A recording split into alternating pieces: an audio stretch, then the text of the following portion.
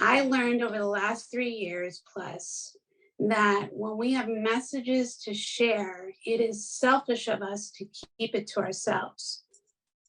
So we have to be willing to do the scary, courageous things that you have a message to share, that I have a message to share, and to hold each other up and know it's going to be okay.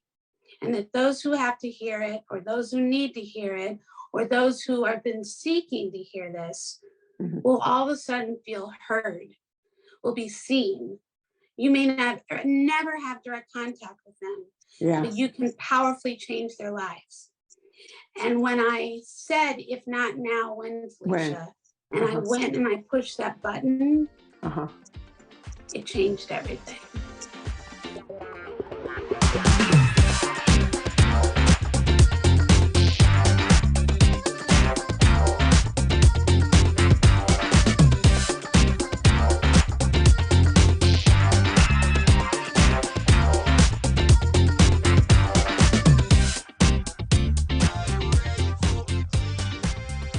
Welcome to the Fifi Uncensored podcast, season 4 of Powerful Women Featured.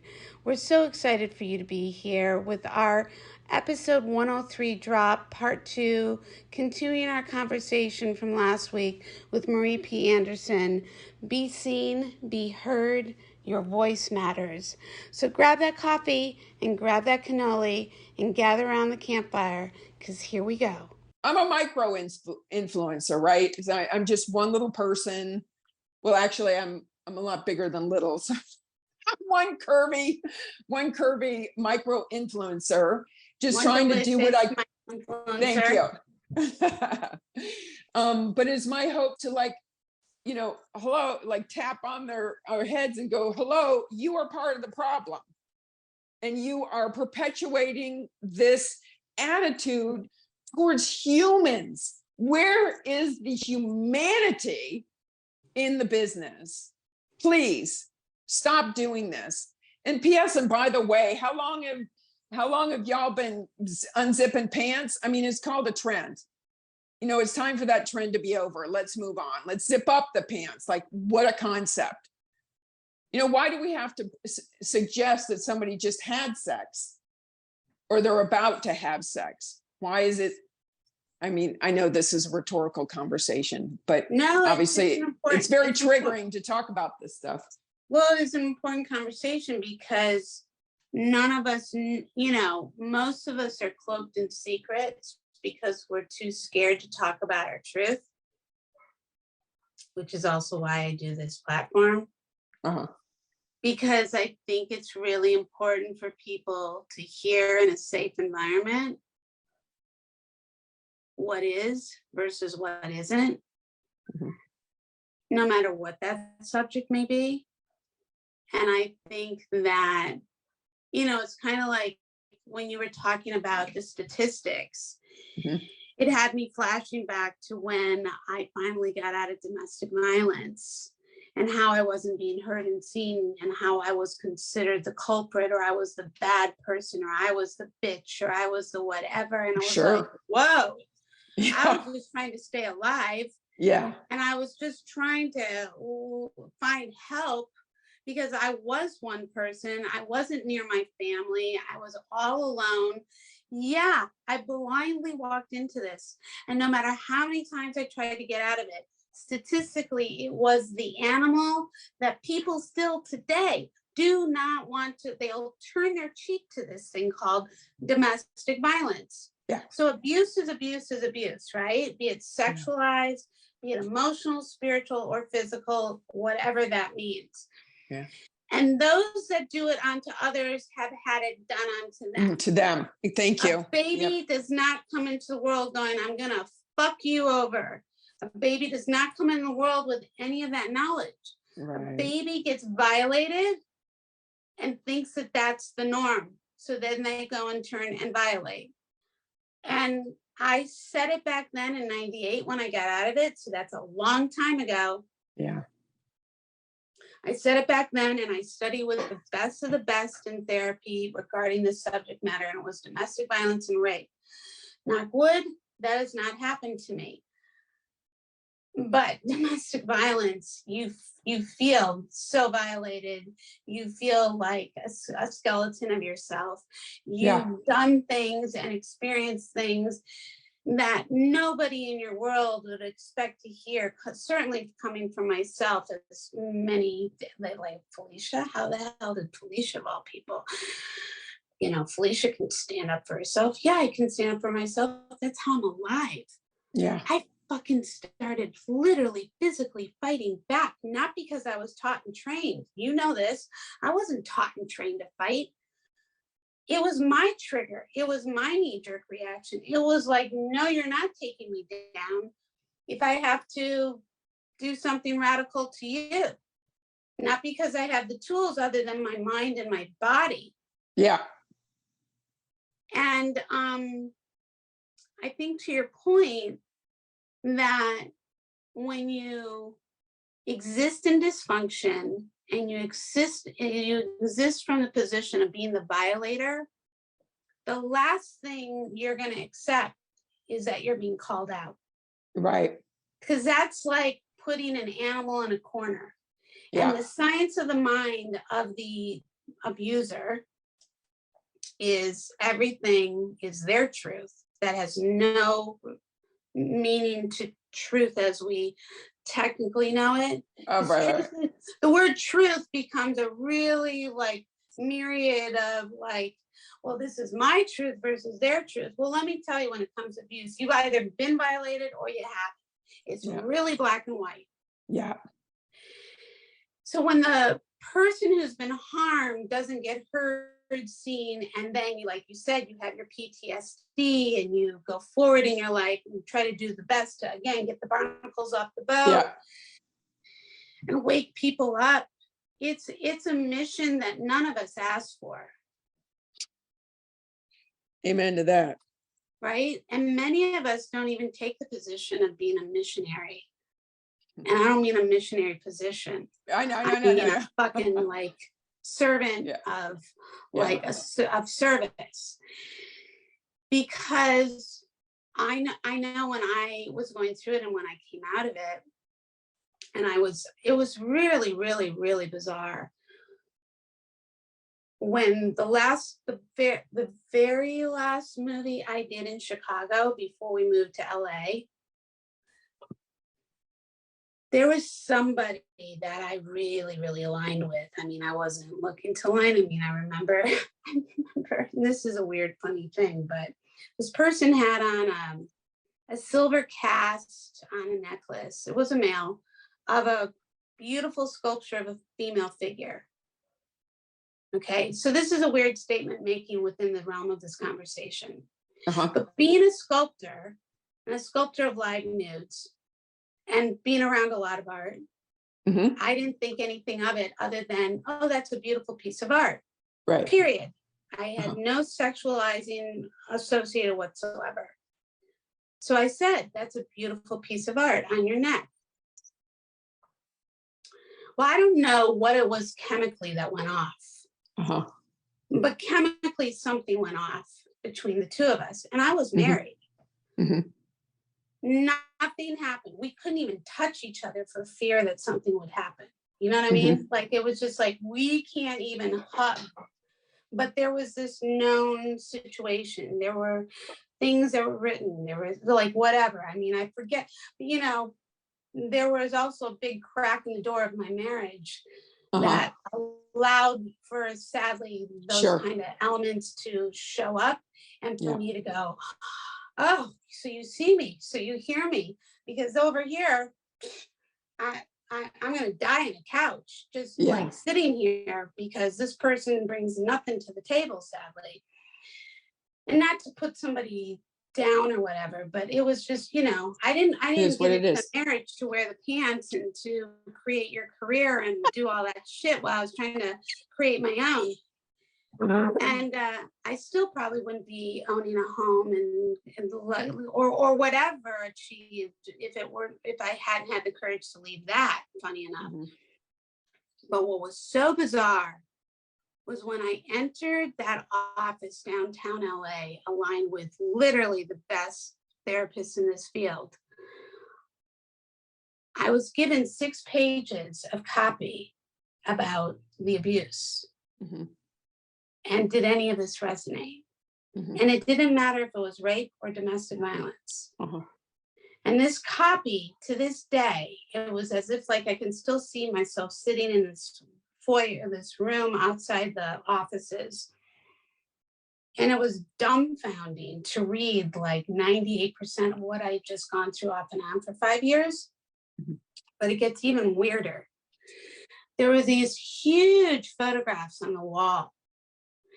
And I'm trying to remember what this statement was. Something about this, you know, it was basically like, if I dress a certain way, this is not your opportunity to come and rape me. If I, you know, if I bring my light to the table, this is not my opportunity, your opportunity to, you know, dim my light and take my life. You know, it was just like, it was kind of like that was the message. Well, what was so bizarre was that person who I was electrically connected to Mm-hmm. created that campaign. Wow. Talk about full Synergy. circle. Wow, the synergy of that with you too. That's crazy. And he created that after we had met. And I don't know how we still kind of sort of stayed in contact, but he went on but he was also aligned with a huge ad agency that he ended up working with, which is when he was moving from one major city to another, he was having this going away party. And the reason why this campaign came about was because one of his female friends who had left that party on her way home got raped. No. And he was so distraught about it. Sure. That he ended up creating this campaign. And what's so fascinating about it was, I don't know if you remember this, but this particular movie, they found out that Dan and I were fashion photographers and they wanted to see our work because there was going to be this party scene where they wanted fashion images. And they took a look at our portfolio and they went, can we have this, and this, and, you know, like literally like loft size images. Yeah. And we were like, yeah.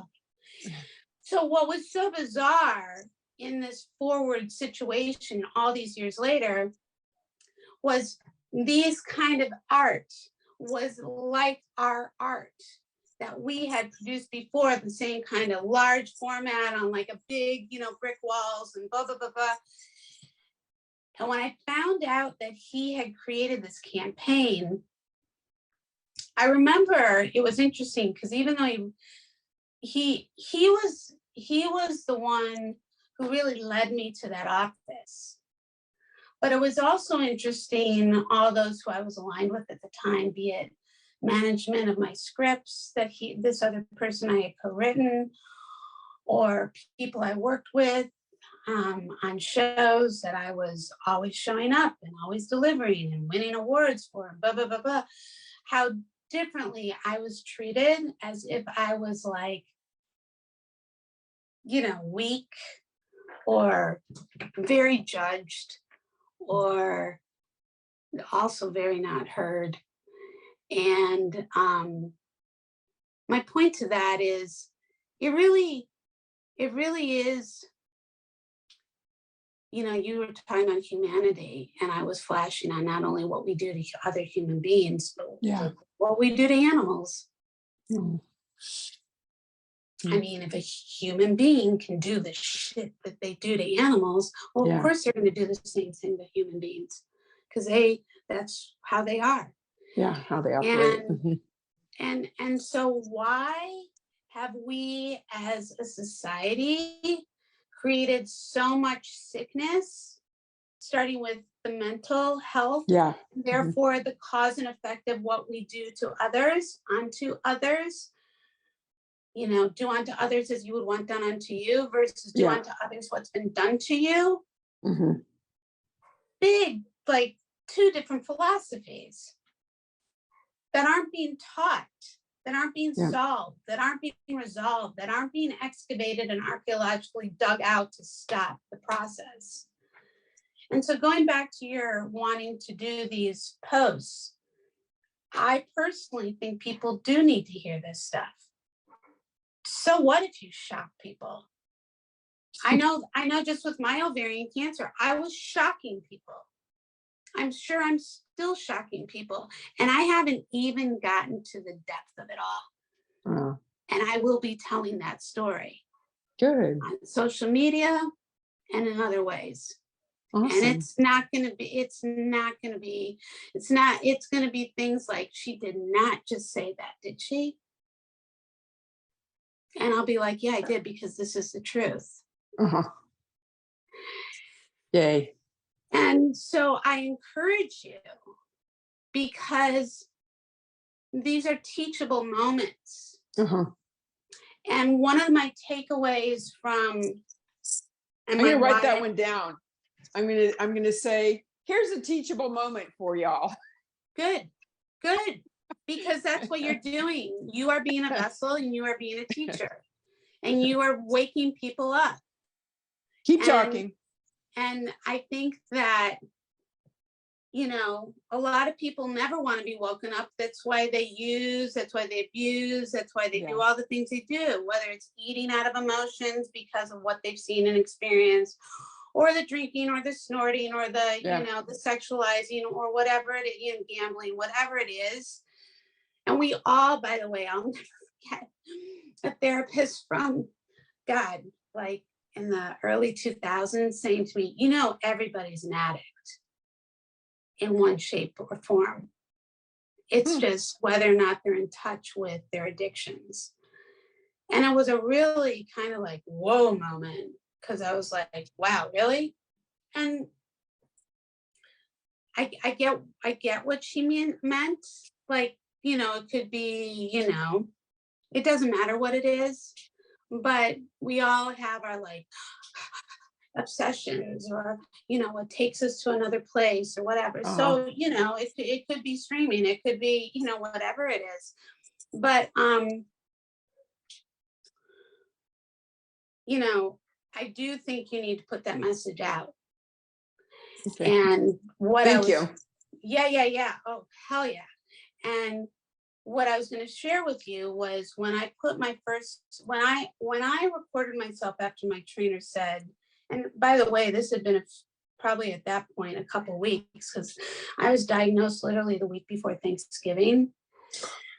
And I was really, really lucky that I like put the foot to the metal. I was on a commercial when I got this news. I got so mad I didn't know who I was going to take out. Yeah, I can imagine. After 4 months of being misdiagnosed, being told, well, that's a difference between life and not life. Well, and that was my concern, Marie, because I thought 4 months have gone by. Yeah. And I've been having these experiences that, by the way,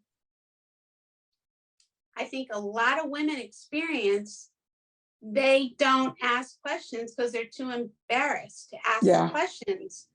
Yeah. And so they go off and do something else. And in the meantime, my concern in my reflection and my science mind is, you need to be asking questions, because this isn't acceptable to be having this experience that we've commercialized. And we've said, well, if this is what happens, and I'll be specific, for me personally, so after I'd lost my weight and all the things, I was on set in August of 2022.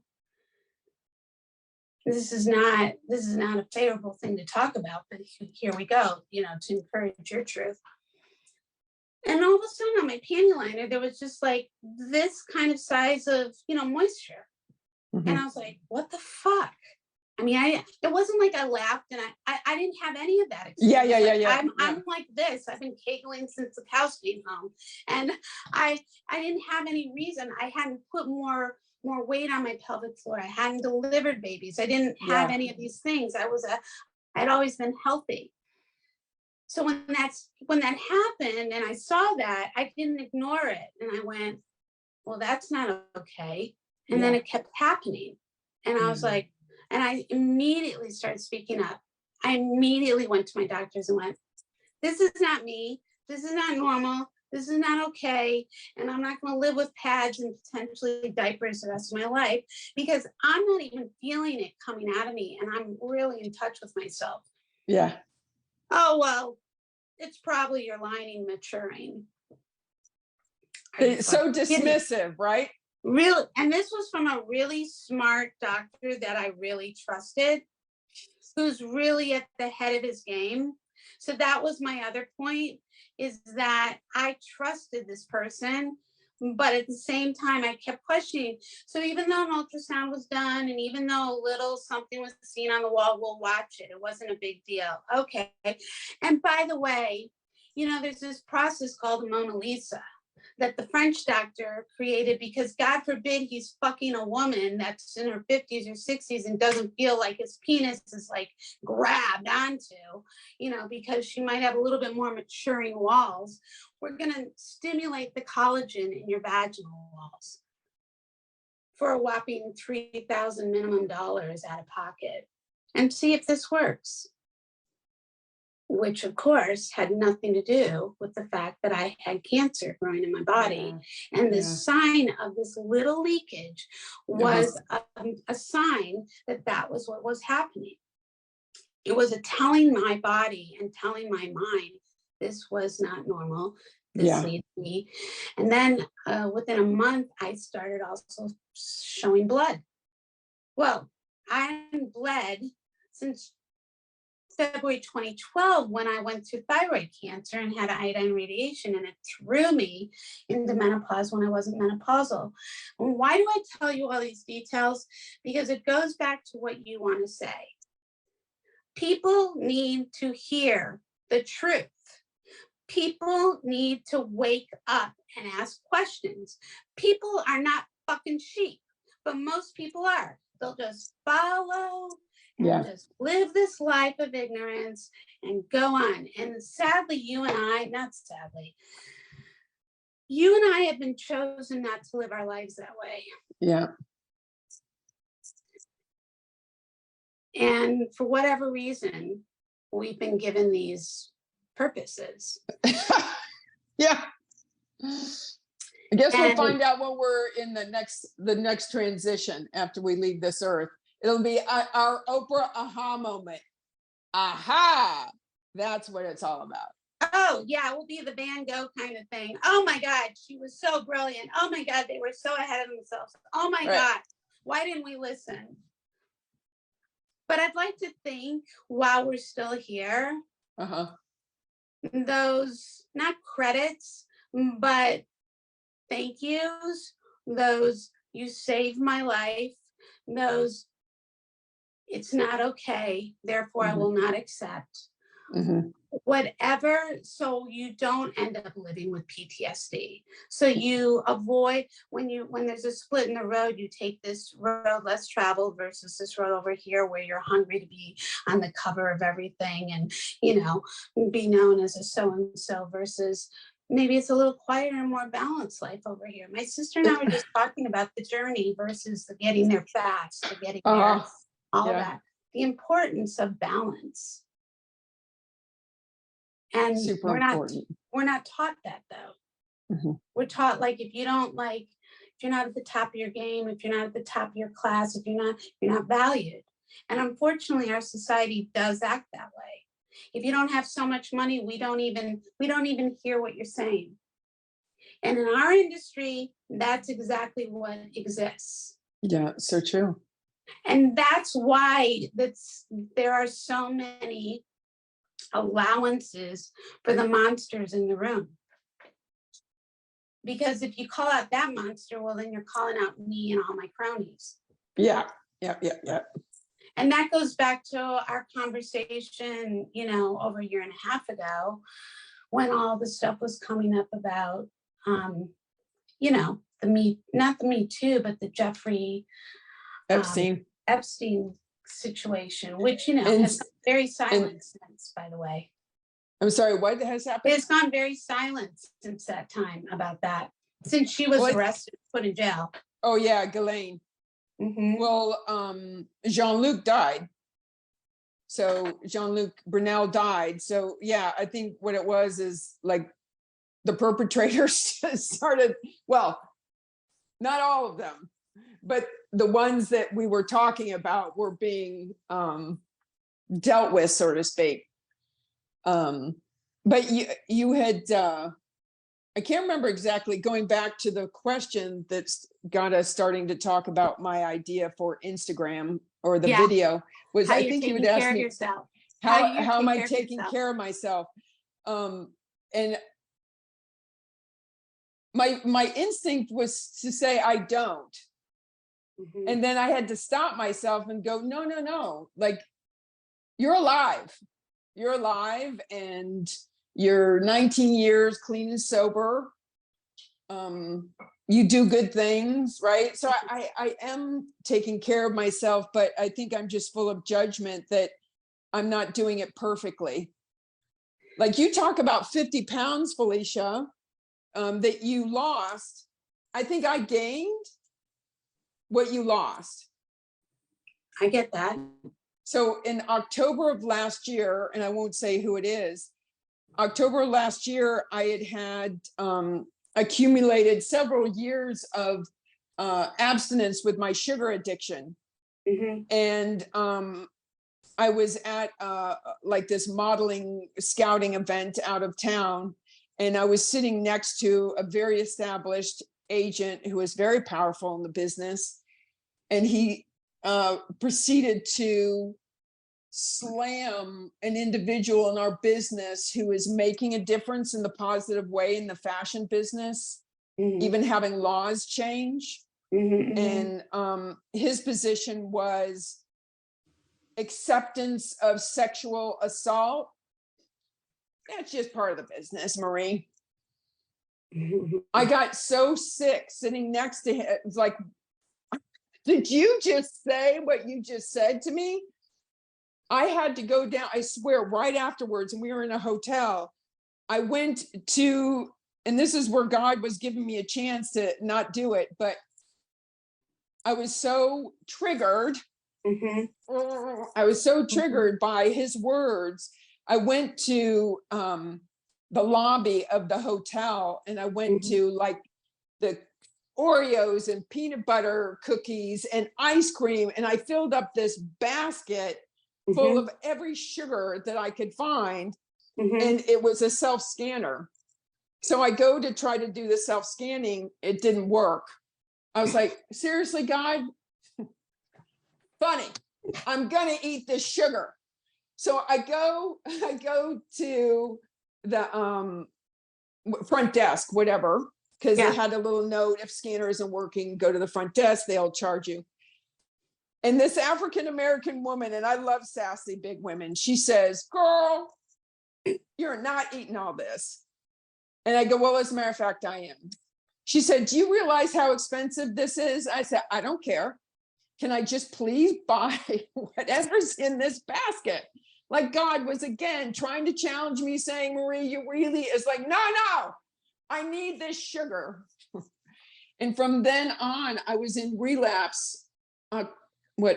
October, November, December, January, February. Yeah, February of this year, I put on, by February, put on 50 pounds because of my sugar addiction. So that's where my judgment comes in, where I'm thinking I'm not taking care of myself because I relapse yet again on my sugar.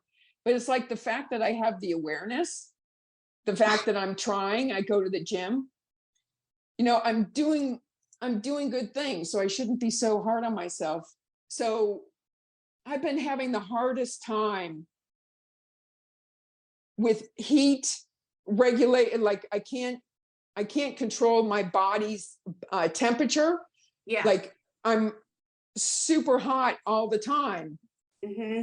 And my general practitioner in Chicago, I'm in Florida, my general practitioner in Chicago, when I was talking to him last year about it, he said, oh, Marie, oh, and then the fact that I'm dizzy a lot, I'm having problems with my blood pressure, like I have all these like tick.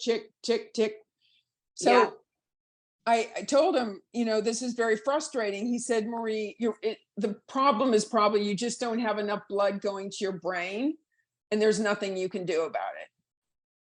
So I was like, okay, you are dismissed, dismissing me. Okay, fine. So whatever. I go to this neurologist there in Chicago. He tells me it's depression. You know, like, it's like, I kept going, trying to find people. And it's like, really? But I've been depressed since my mother's womb. I know depression. So anyway, the point was, I was back in Chicago in June of this year, went back to that same GP or general practitioner, or what, primary care provider, Yeah. PCP. Anyway, I went back to him, and his assistant had done an EKG, the little thing, EKG. She does an EKG on me, and to prepare me for the doctor to come in. So he comes in, you know, he does everything else, and then he's looking at the piece of paper from the EKG, and he goes, I'm going to be right back. He comes back with my EKG from last year, and he looks at it, he goes, you know, you have an issue with your heart, and I didn't catch it last year.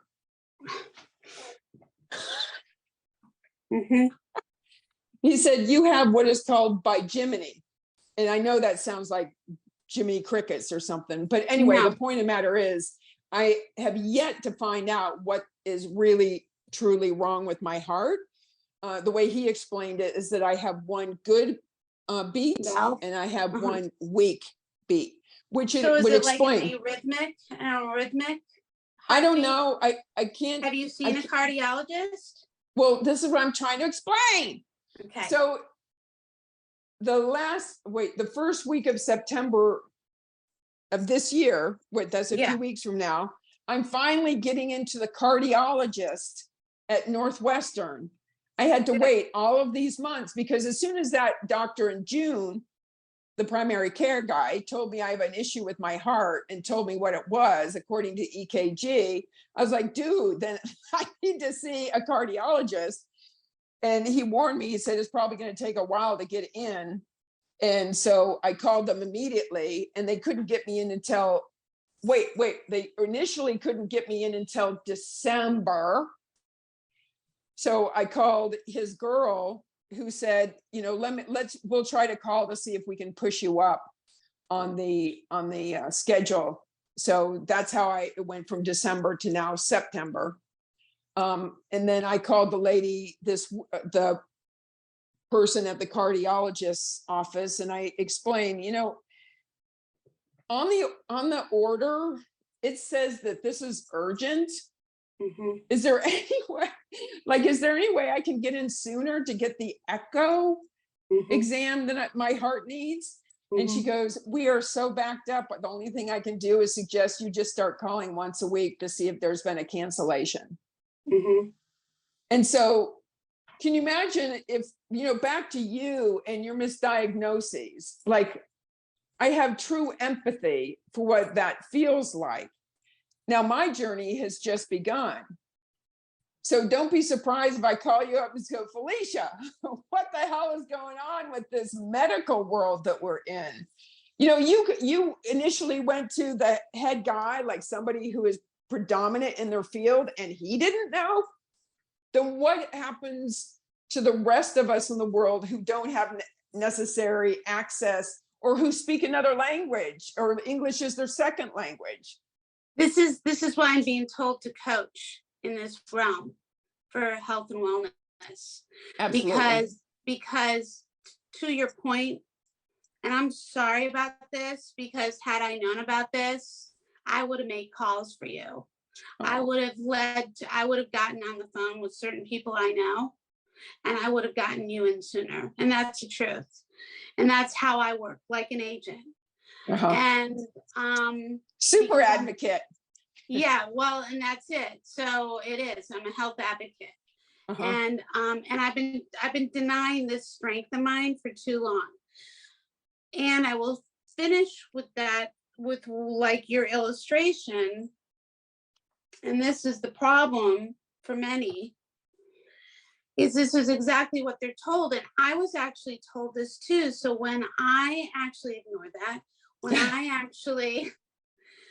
actually found out on the day that I was doing the commercial, my internist called me and said, because by the way, also after that Mona Lisa approach, and I after the third treatment, which was over several weeks, I put my foot down and said, God damn it, get me imaging now. Yeah. It took their office, who's got computers, phones, faxes. They couldn't even directly get in touch with my internist. It took about another, handful of weeks where I was like, what are you people doing? I am all over the place and I can, like an octopus, handle all these responsibilities. What are you people doing? And I called my internist and I said, I need to get in stat now. Yeah. He got me in like that. And I said to him, you haven't gotten this stuff, have you? And he says, no. I said, I'm calling right now, right here. And we're having a 3-way phone call, which I did.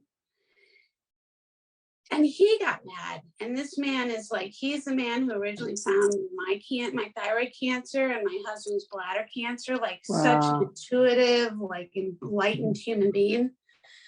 I don't think he's on the spectrum, so I don't want to say something like that, but he's socially like I know he's the one that told me before the pandemic, ironically, a year before, you need to go back to medical school. We need doctors like you. Wow. And I looked at him and I said, look, you've got the driest sense of humor I know on the planet. So I really think you're kidding me right now. And he went, nope, I'm not kidding you. Wow. Yeah. He said, you'll be out by the time you're 60. The world needs you. Wow. So what he saw in me was that Yeah. he knew, because I could take you back to when Randy went through bladder cancer before he married, and the shit that I had the heads of clinics like pinned up against a wall, like motherfucker. Yeah. You need to resign from your industry because if this is how you misdiagnose. So I have gone through this many times with people, including my mom. I was like Sally Fields and Norma Ray versus meets Shirley MacLaine in terms of endearment. When I showed up and my mom was strapped to bed and there's 5 specialists saying she's going to die, and the nurses station just having the most aloof attitude, all bets were off. Yeah. I schooled more people than I ever expected. Like I thought I was just coming in to be with my mom. Yeah. And it turned into a whole nother scenario to the point where when I was supposed to be there a week turned into 6 weeks, where I did save her life. I did get her through rehab. Matter of fact, they wanted to give her 3 to 14 days. I was like, if you don't give this woman 30 days, when she's fully insured, has long-term care and all the things, I will report you all. Like I just go into threat mode. Yeah. I don't mean to, but that's just how I go. You do what you got to do. Do what you got. They gave her 30 days. I made sure, I literally said to my mom, if you want to live, I will coach you every day to get you out of here through rehab, and we will go from there. And that's literally what I did. I literally went from her hands are tied because she pulled out the feeding tube. Wow. So she wasn't getting nutrition. She'd just gone through back surgery, had a stroke through the surgery, was her second stroke within a handful of months. She was totally cognizant, but she had just had this major surgery. And again, all these doctors were like, no, let her die. And I was like, I don't know who the hell you people think you are. Get the hell out of my way. Yeah. I was having things shipped to me just to bring her into ease, like CBDs and stuff that were not kosher in the hospital. Because I was like, I don't care. You people are trying to keep her drugged up. I'm trying to get her off the drugs. I'm trying to like safely transition her. Yeah. So my point to that was by the end of actually that week in the hospital on her way to rehab, the head of all the nursing in the whole hospital had been on holiday. And she asked to take a meeting with me along with this administrator from the hospital. And I was like, oh God, am I being brought into the principal's office? Like, what's going on here? And they said, you need to start public speaking. Wow. You need to start going in front of conventions of doctors and nurses, because what you have done has shooken people up. Wow. And they're like, because I would literally say to females, if you disrespect this woman, it's because of women like her that you're able to have the job you have, that you're able to call the shots that you call. If you can't show respect to this woman, get the fuck out. Just retire from your career, because you have no right to be here.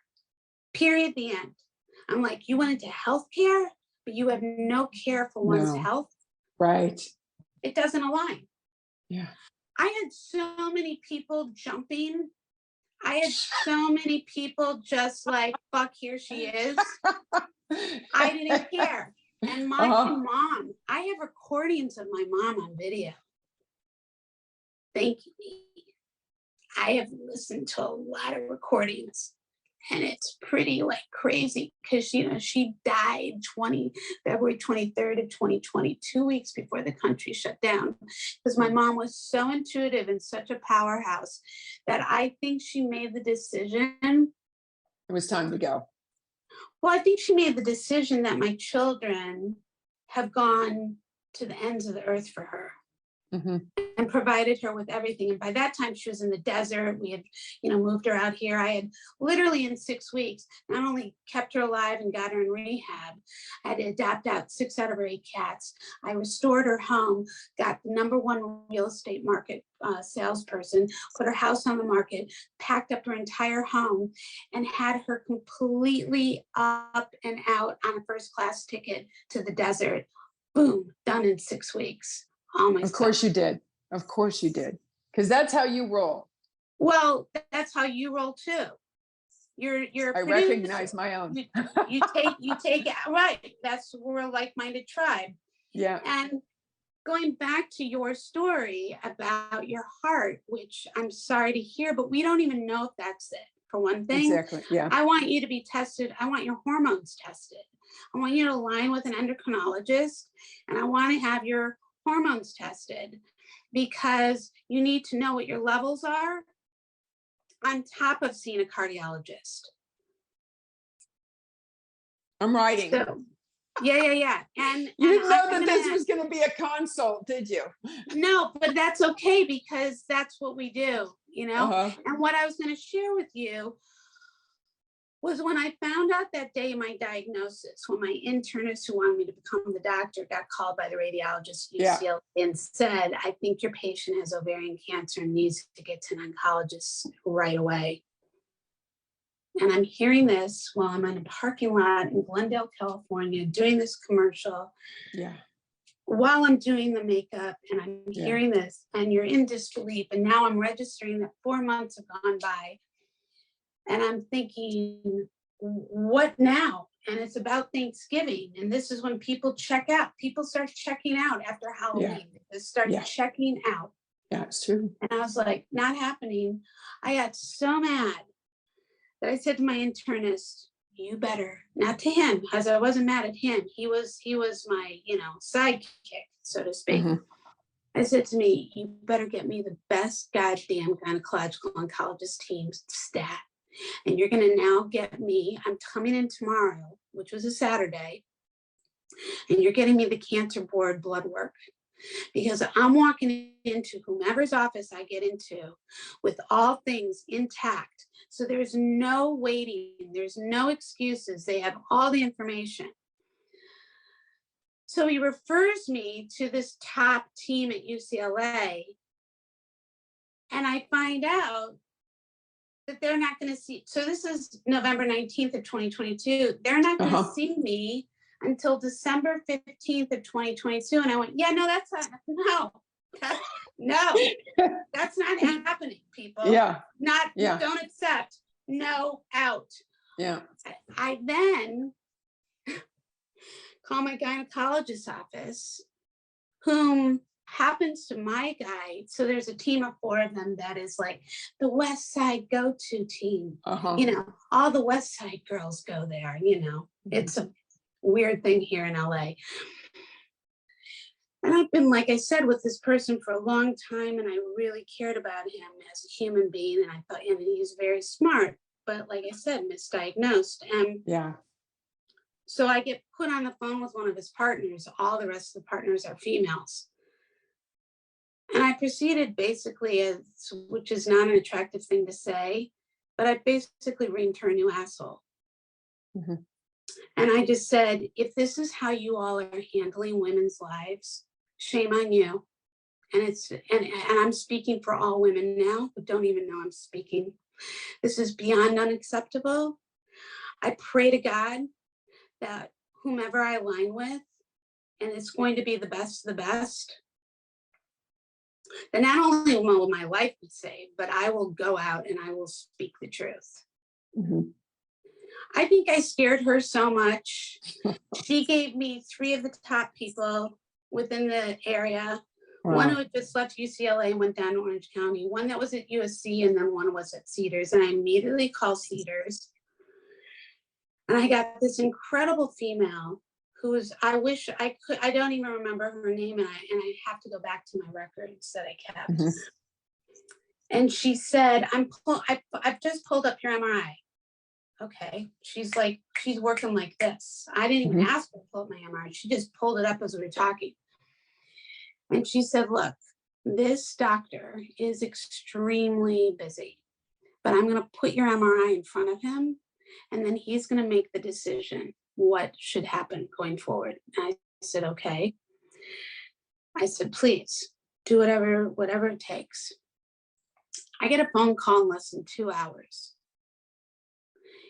The doctor wants to see you on Tuesday at 5 o'clock. And I was like, there must be angels. I literally said to her, there must be angels, because this is how I would be driving this boat. So we showed up that Tuesday.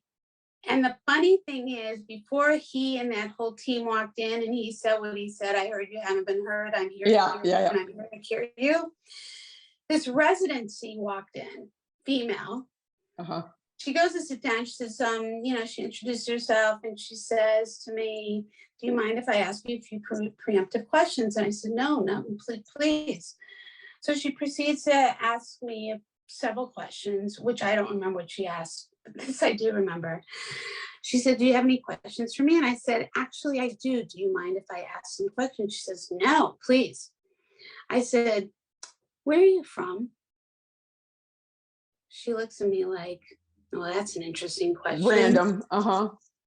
She says, I'm from the North Shore of Chicago. And I went, wow, that's crazy. I thought so. She said, why did you think so? And I said, because you remind me of the women I grew up with. I said, can I ask you something else? She said, of course. I said, did you go to summer camp? She looked at me and she's like, okay, where is this going? She said, yeah, I did go to summer camp. I said, in the Northwoods of Wisconsin. She went, yeah. Oh, wow. She said, did you go to summer camp? I said, yeah, I did. Now imagine I had my long blonde hair, all the things. I said, yeah, I did. I said, what summer camp did you go to? And she proceeds to tell me, and it was a Jewish camp. And she said, did you go there? And I went, no, actually, I didn't go there. I went to this private girls camp, but it happened to be that it was all Jewish girls, a lot of them from the North Shore, but all over the country. I said, can I ask you one more question? She said, yeah. I said, where did you go to medical school? And she said, I went to NYU. And I went, were you there when they opened up the doors to the scholarships and paid full scholarships for everybody to get through so they could go out and be their purpose? Her eyes get so big, like, who in the hell are you? She said, I was a freshman when they came in and offered that, and my next 2 years were fully paid for. Wow, and I crazy. went, how incredible that you get to be in your purpose, in your passion, and not have that hanging over your head. I am so happy for you. this woman is like, you're the one with the cancer, right? And she was like, I'll be right back. And I said, well, my husband's coming here, so I hope he gets here before the doctor walks in. She says, don't worry about it. Randy thankfully gets there right in time when the door knock comes in, and literally the door opens and there is a glow around this man, like an and I didn't, know him from a hole in the wall. And then it proceeded from there. My point to all of this is, when I went public in the hospital room, because I had literally just recorded my emotions and I didn't know what I'd even said. And I just recorded it. And then this knock on my hospital room door. And this woman who reminded me of an older version of a Gilda Radner, like that salt and pepper bobbed hair, like this oversized sweater and an oversized skirt and like the knee socks and the oversized tennis shoes and kind of rounded over and all her books and blah, blah, blah. And, I'm from the rabbinical section of the, campus, and wanted to know if you wanted a prayer or a blessing. I said, I'll take all the prayers and blessings I can get. Thank you. Please come in. She proceeds to sit down next to me. We end up having this extraordinary philosophical TED Talk, and she's like, all I've heard you talk about is how you want to help others. And yet you've just gone through this major life-threatening disease and surgery. I was like, well, because I think some of us are given these opportunities for a reason. And I said, because I've always wished that I could have kept my brain and heart in the world of science as well as art, but in a way that was valued and that I was solving problems and healing people. I said, I feel like this is one of those moments that I have to take it to a whole nother place. And I then said and she said, you really need to do public speaking. And I was like, okay, how many times there's a theme. Told this? How many times am I going to be told this? When are you going to have the courage to do this? So it ends up that I said to her, it's really weird because right before you knocked on my door, I recorded myself because I was told I should document my journey. I said, and I know this is going to be a strange request, but I'd be really curious if you'd be willing to listen to it, because I don't know what I said. I don't know if it makes sense, but I'd really like to hear her perspective. And she was of sound mind. And she said, sure, I'd be happy to. She's like, I don't do social media and I think this is what I do. And I said, no, I get that. So she listens to it. It's like an 11-minute diatribe. And she finishes it and she was like, no, really, seriously, who are you? She's like, I deal with a lot of patients. And I was like, wow, really? And she's like, no, this is a very powerful thing that you just recorded. Wow. So what happened was she was like, if there's anything I can do for you, let me know. She leaves.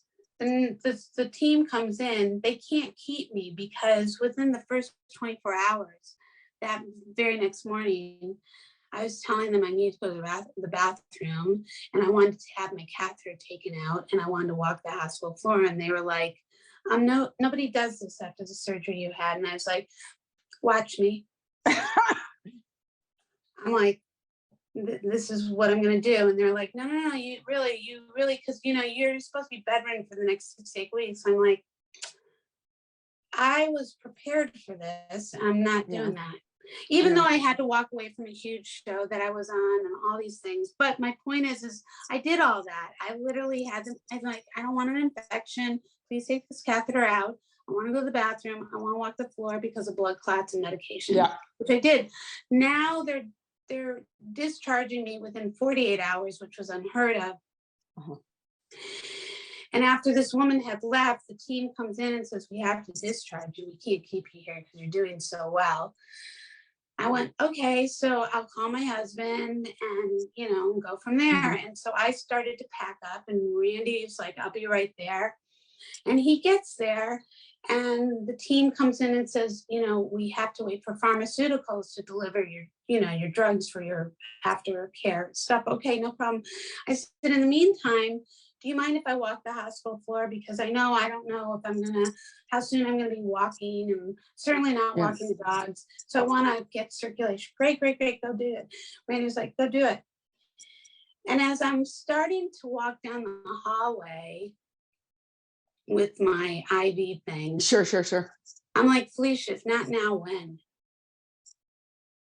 And I was thinking about the recording.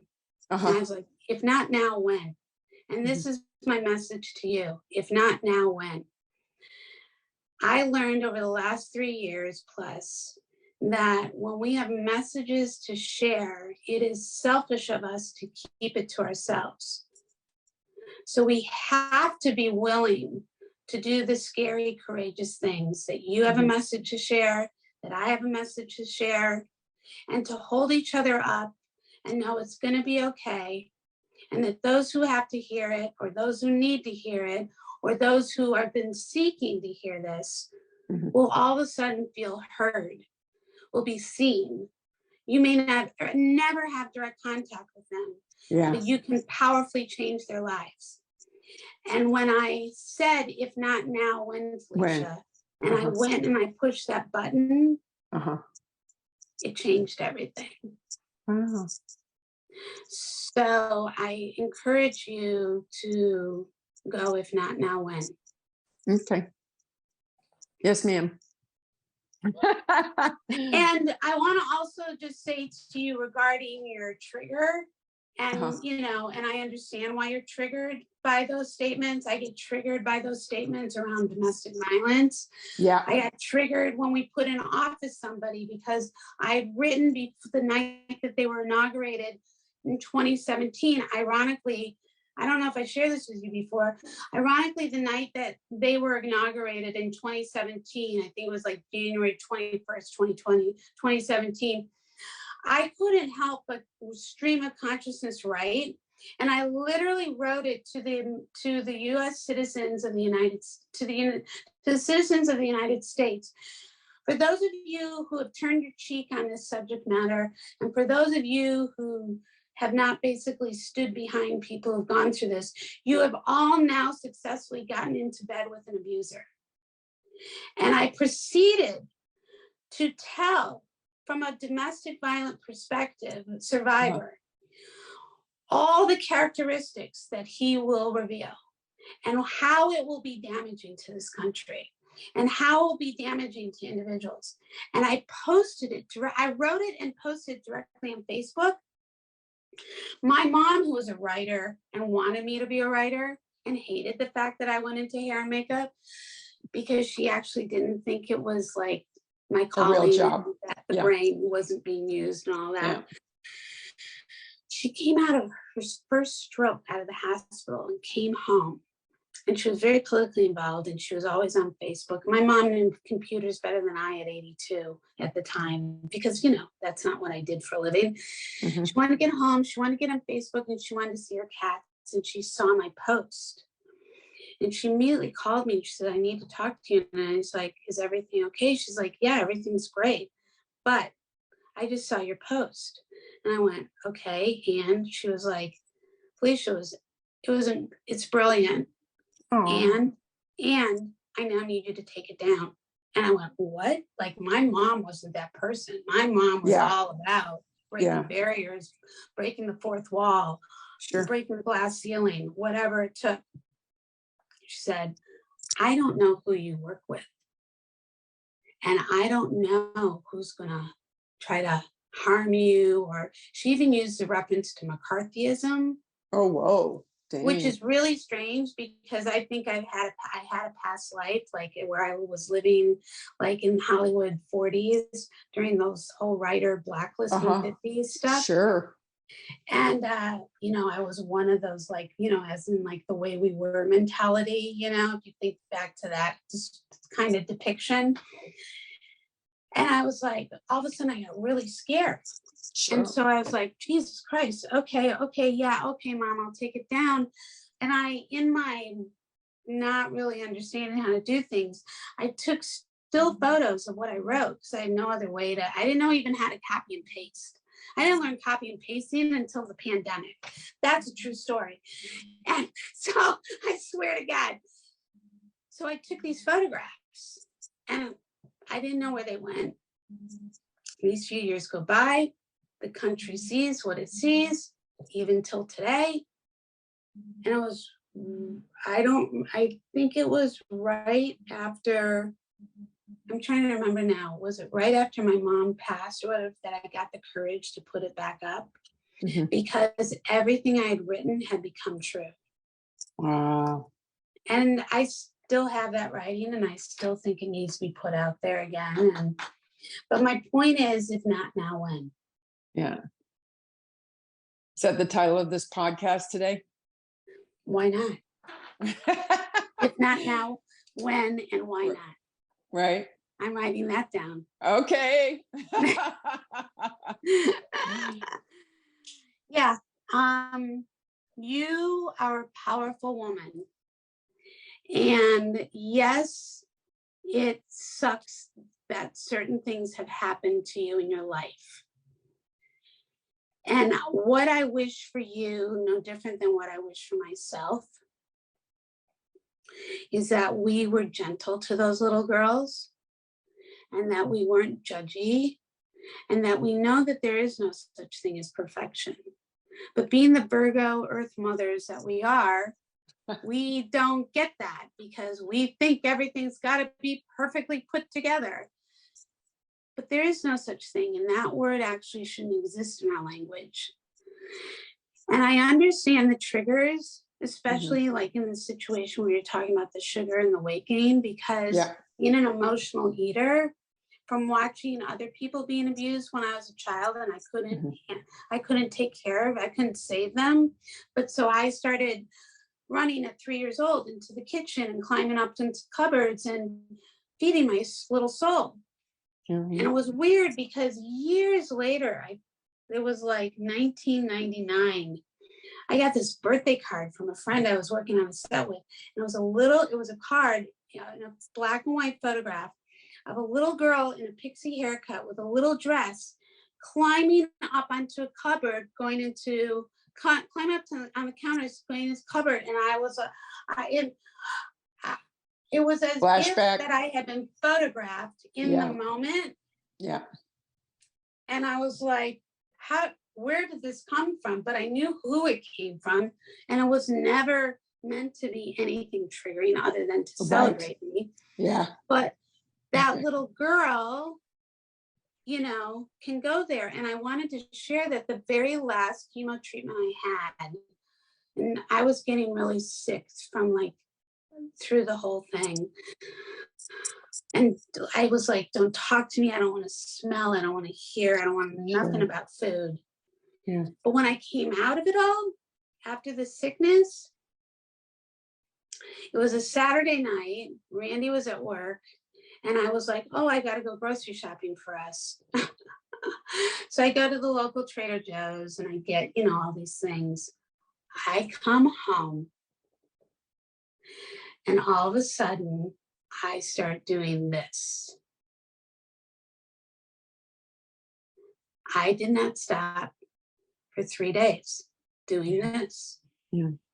And then I woke up and I went, what are you doing?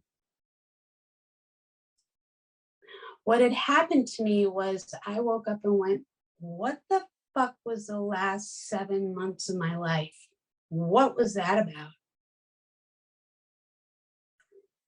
And I was triggered to do what was very old programming. Sure. And so I made a decision. I wasn't going to harm myself anymore because I knew how to take care of myself and I wasn't going to abandon little Felicia. And so my message in my illustration and understanding and empathizing with how you feel, even though you're in your skin and I'm in mine, but our stories are the same, which is why we're so connected. Yeah. And while we help all these other people, we also need our own coaches, right? True that. Absolutely. Can't do it alone. So let me be your support system. Oh, You know, Felicia. because you don't need to go there. And you also, I don't want you to judge yourself where you're at. You are where you are for a reason. So you can go, this, whether it serves you or not, it's not for me to put words in your mouth. Mm-hmm. But I know for myself, when I made a decision, I had already been in the pool healing myself from my meniscus tear because I didn't want to go to an orthopedic and have surgery. I had done that almost 20 years prior and I didn't like the way that turned out. And about a month in the pool, all of a sudden this little voice went off in my head and I went, Felicia, you gotta get the weight off your body. Like, come on, your joints are not going to heal if you keep the pressure on your joints. Yeah. And it's not healthy in the long run. Now, I'm sure in the very past centuries, you know, I was probably that Rubenesque model that hung out with Leonardo and Michelangelo, and we were best friends, and that's why I was being painted nude all the time. I don't know if you even remember this. I don't even remember the photographer that I was working with in Chicago. And one day he said to me, really randomly, and Dan and I had just gotten married, so this was like, what, 1990? Very randomly, after many times we've worked together, he said, do you know you're in art history books? And I went, what? And he went, I really believe that you are in art history books. And I said, okay, now I've been a student of art history. I've studied all art history, all architectural history, all artists, all everything. So I understand what he's talking about, but I'm like, what are you trying to tell me? Mm-hmm. Felicia, I swear to God, you're in art history books. And I was like, okay. He said, and if you were willing, I feel like you're supposed to be captured that way now. And I was like, well, what are you asking? And it was to do it, you know, it was to do sure. a nude. Yeah. And I had the really long blonde. Yeah. And I went, well, and he knew Dan was a photographer. And I said, well, I'm going to have to, you know, think about that and talk to my husband about that, not because I need his permission. But it was an interesting moment because I actually did do it and Dan was there. And like this current photograph, it just was like, this is what I do. And my point to the and it came out really, really beautifully, like a painting. Aww, and I've never shown it to anybody, really. But you know, my point is we are all capable of seeing each other if we choose to. And we're all capable of bringing people into their own light, even when they do it for everybody else. And for people like you and me, I feel sometimes it's more challenging to own our pure goodness, even though we know what we're doing, to like really stand by our sides. Because when you've gone through abandonment or betrayal or harm on so many levels, you start to question, not because you don't have the tools. You've got the tools. You have the tools because that's how you help everybody else. Yeah. But the truth is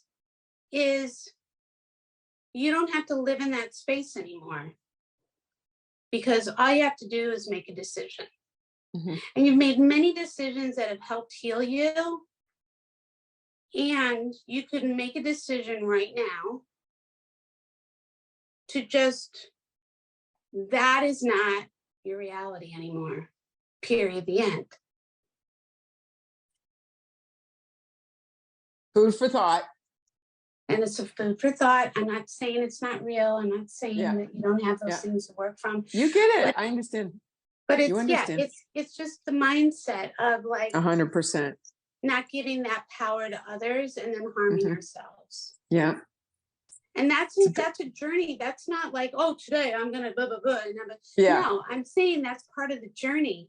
Sure. And however that resonates today versus tomorrow versus a year from now, whatever. Uh-huh. My point is it for it to be a loving gift to say, you don't have to hurt yourself because that's what you've known in the past. Right. Because you wouldn't want, yeah, well, you wouldn't want that for anybody else. Hell you would no, come exactly. in with all your sensei abilities and be like, I don't know what you think is going to be acceptable, but this is not. So that's my point. Yeah. Yeah, you're right. You're absolutely right. No challenge. Please don't sit in judgment. And you do whatever you do when you're ready. And you know what?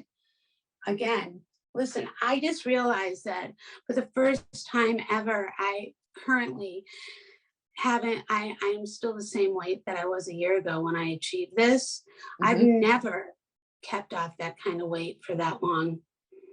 But it's a process. That doesn't mean I'm like eating perfectly or whatever. And, you know, I've had to go on this medication for my phase 3 of this journey. And it's not been an enjoyable process because it's like metal on my tongue and feeling off half the time. And but, you know, it's an adjustment. And so I'm like trying to figure out with food what helps me versus just brushing my teeth 24/7. So my point is like we all are faced with these different things throughout. It never ends until the heart starts beating. Right. Because the soul's still going to be here, just in a different form. So, you know, just be gentle. Because I will try. Yeah, no, well, eliminate try. Oh, God. All right. Seriously, Marie. Just be.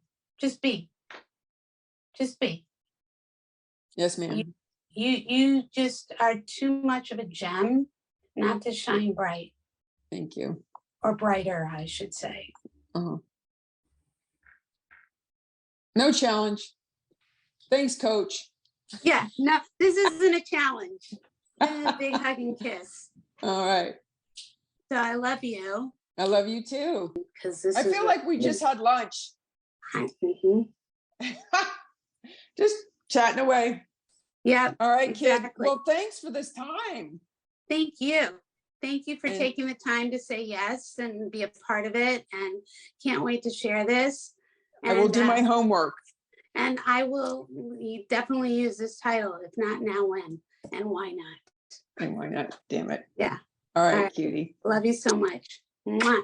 God bless. Talk soon. Bye. Okay. Bye. Bye-bye. Thank you so much for being a part of this community. We love having you here. Thank you for listening. Thank you for sharing. Thank you for subscribing. We continue to grow this Camp Fifi Uncensored community because we know that the conversations that we're having around the campfire are really about connection, are really about listening. It's really about sharing. And it's a situation that we know isn't happening anywhere and everywhere. So that's why we created this platform. So do us a favor, subscribe, because the bigger we grow this community, the more people are going to be hearing it, the more we're going to be able to reach people's lives, the more people are going to be able to inspire, the more people are going to be able to entertain. And we look forward to sharing this community with all of you. Much love. Show up next week for a surprise guest. Here we go.